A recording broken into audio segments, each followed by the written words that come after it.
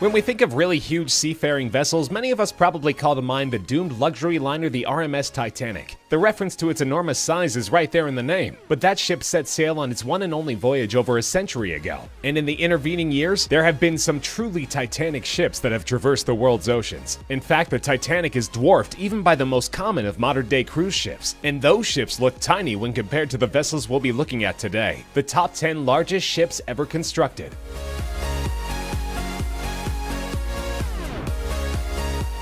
For reference, a ship's size is measured using a specific set of specifications. Of course, these generally include length and width, often referred to as beam, but also taken into consideration is tonnage, which can be measured in several different ways and is not always a measurement of the ship's actual weight. For our purposes here, we'll be looking mainly at gross tonnage, which is a standard measurement and related to the overall interior volume of the ship. By way of comparison, the mighty Titanic measured 882 feet long by 92 feet wide, with a gross tonnage of 46,328 tons. Impressive, but not even close to the specifications of the first and smallest ship on our list, the MS Vale Brazil, owned by the Brazilian firm Vale. The ship is the largest bulk carrier in the world. Construction on the vessel was completed in 2011, and it was designed for transporting iron ore from Brazil to Asia, capable of hauling enough steel at one time to construct 3 Golden Gate bridges. The MS Vale is 1,188 feet long and has a width or beam of 213 feet, with a gross tonnage rating, or GRT, of an astonishing 198,980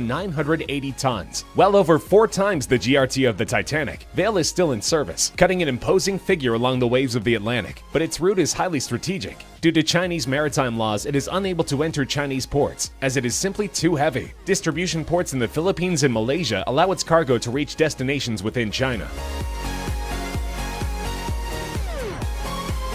When it first entered service in 1975, the Jarmada was among the very largest ocean-going vessels in the world, an oil tanker with routes crisscrossing the globe. The Jarmada sailed the world's oceans for 32 years before finally being retired in 2008. It's currently in use purely as a storage tanker, but during its 3 decades of service, it supplied crude oil to ports all around the world. Some of Jarmada's specifications are no longer a matter of record, but the enormous ship sported a length of 1,225 feet and was capable of carrying massive amounts of cargo to the tune of 380,000 tons. Its top speed of 16 knots was quite impressive when it first set sail, making it not only one of the biggest ships in the world in the mid-1970s, but also one of the most powerful. It may have an inglorious use today, but with its faithful service record and incredible specifications, Jarmada is still remembered as one of the most impressive tankers to ever sail the seas.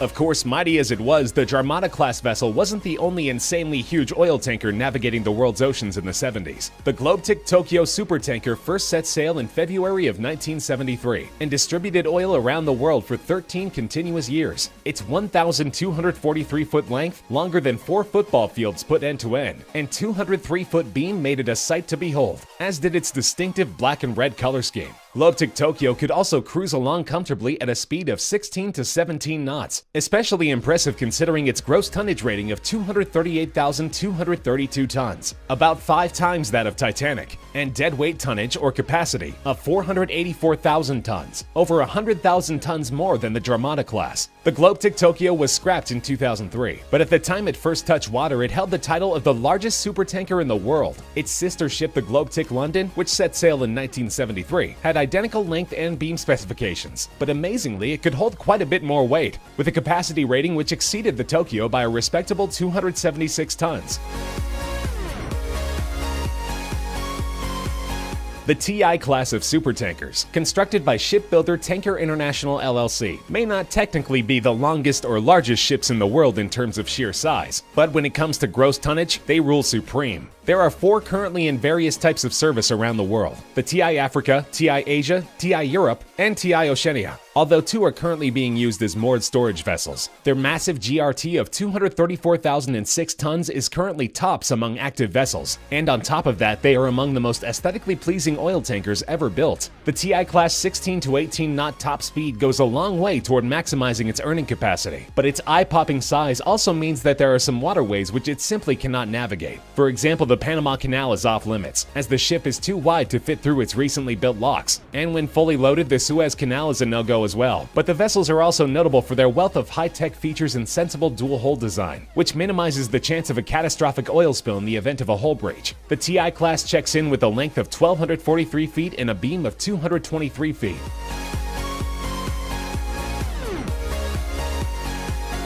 When it was launched on its maiden voyage in 2006, the Emma Marsk was the largest container ship ever constructed. Today it has 7 sister ships, all of which are considered to be among the largest and highest capacity container freighters in the world. The vessel's astounding top speed of 25.5 knots makes it among the fastest vessels of its type in the world, and is due in part to the fact that it is powered by the world's single largest diesel engine, a marvel of engineering which itself weighs 2,300 tons and is capable of a power output of 109,000 horsepower, while burning through 3,600 gallons of fuel per hour. The Emma Marsk boasts an impressive gross tonnage of 174,794 tons and measures 1,302 feet long, with a beam of 184 feet. During the 2006 holiday season, the vessel made headlines for a whimsical reason. The press caught wind of the fact that it was bound for the UK from China, loaded to capacity with Christmas goods. It's for this reason that for only a brief time, the Emma Marsk was known around the world as the SS Santa.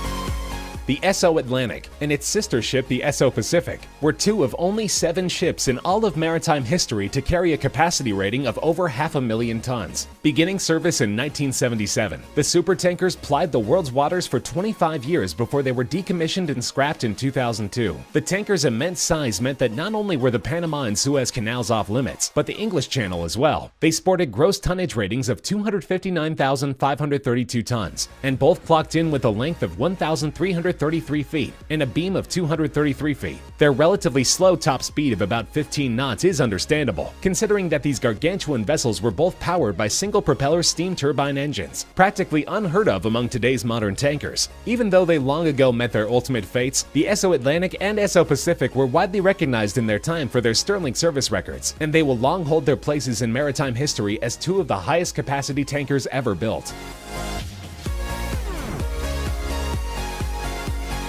The supertanker Prairial came into service in 1979, the 4th version of the Batilla class of tankers. It was the only one among the 3 others in its class to exceed a decade in service, sailing the seas for nearly a quarter century before it was scrapped in 2003. Over all those years, the ship was also known to go by other names, such as Sea Brilliance, Hellesphos, and most appropriately, Sea Giant. With a GRT of 274,826 tons, Prairial boasted a cargo capacity that is practically unrivaled in maritime history, somewhere between 555,000 and an astounding 604,000 tons. Its double-propeller quad-steam turbine engine system delivered only a top speed of about 16 knots, but that's still not too shabby for what is considered the 3rd largest ship ever constructed, as 2 of the entries remaining on our list were modified from their original dimensions. Prairial was a whopping 1,359 feet long, with a beam of 206 feet wide, which was challenged only by 2 other vessels. That is until 1981, when the sister ship which gave Prairial's class its name was extended.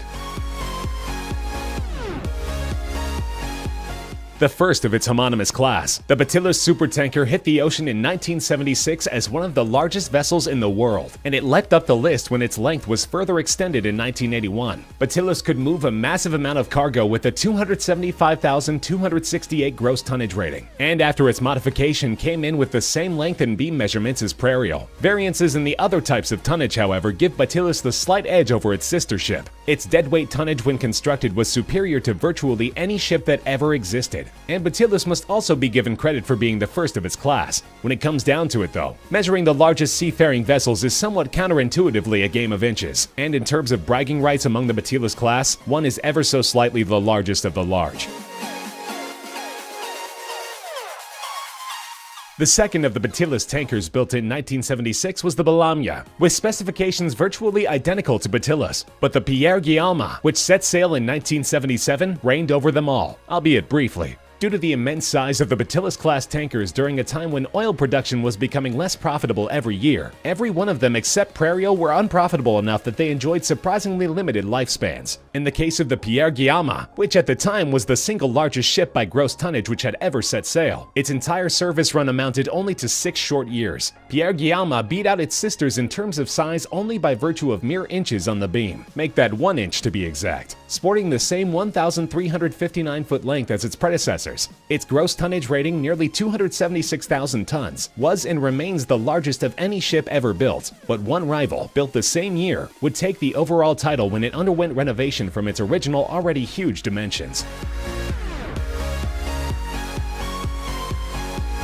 The supertanker Seawise Giant has a colorful history befitting the all-time size champion of ocean-going vessels. The ship was contracted in 1979 by a Greek business mogul, who for reasons that remain unclear refused to take delivery. And as you might imagine, it took a while to find a replacement buyer with pockets deep enough to even begin negotiations. Eventually, the gigantic ship was sold to the owner of a Hong Kong firm, who inexplicably decided that it needed to be even larger. After a retrofit that lengthened and widened it considerably, and increased its capacity by 140,000 tons, the ship clocked in at a ridiculous 1,504 feet in length, smashing the Batilla's class by nearly half the length of a football field. Its beam rating of 225 feet was also by far the largest ever, with a respectable gross tonnage rating of 260,941 tons. Seawise Giant was put into service transporting crude oil between the US and the Middle East, and it was in the performance of that duty in 1988 that the tanker came under attack by Iraqi bombers and was sunk. Incredibly, even though it was declared a complete loss, it only took a year for a Norwegian company to salvage it, not for scrap but for repair. The wreck was transported to Singapore, where a restoration job took place which required 3,700 tons of new steel. It was renamed the Happy Giant and put back into service until 2004, when it was converted to a permanently moored storage vessel. Its 36-ton anchor now sits in the Hong Kong Maritime Museum. While it no longer roams the sea, the Seawise Giant was a sight to behold, and an amazing feat of engineering. It was longer than the Empire State Building is tall. It could fit St. Paul's Cathedral within its cargo holds 4 times. It's not just the largest ship of all time, it's the single biggest self-propelled man-made